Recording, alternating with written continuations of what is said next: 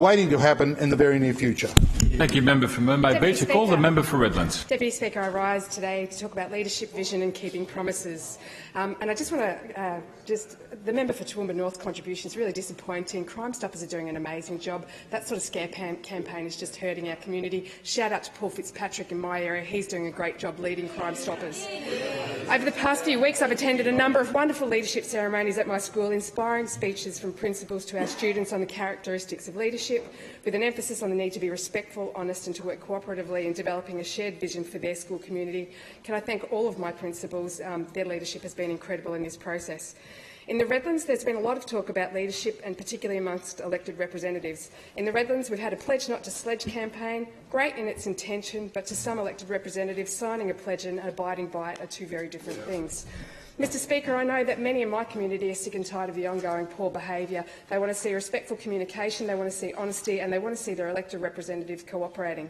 Mr Speaker, being honest and keeping promises is critical to integrity, and I want to reaffirm to my community that unlike some other elected representatives that have gone before me, and indeed many promises made by our current federal member, I will only ever promise what I know I can deliver.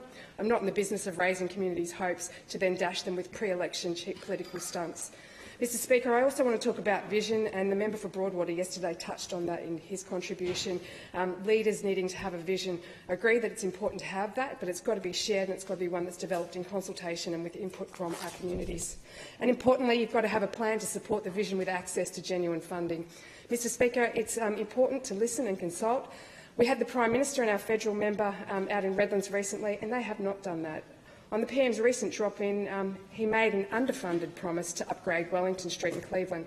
The PM and the federal member are clearly out of touch. They've not listened to the needs of our community, nor taken the time to consult properly and authentically.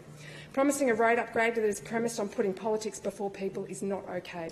Our federal member knows Cleveland-Redland Bay Road is the priority. He's talked a big game on Cleveland-Redland Bay Road over many years, but when it comes to putting rubber to the road, he'd prefer to put politics before people. Last week, our federal member also promised dollar-for-dollar contribution funding to upgrade Redlands Hospital car park. Minister Miles has written to the Federal Health Minister to have this confirmed. If this is a genuine commitment, we will see a minimum of $7.5 million included in this federal budget that is only weeks away. Although I worry the track record of broken promises by our federal member has been strong, so seeing the dollars in this budget will confirm the authenticity of his promise. I really do hope that he is a man of his word. Mr Speaker, a shared vision is important, infrastructure is important, keeping promises and putting people before politics is even more important. Thank you, Member for Redlands. I call the Member for Nicklin. Thanks, Mr Deputy Speaker. This Sunday is Clean Up Australia Day, and I'll be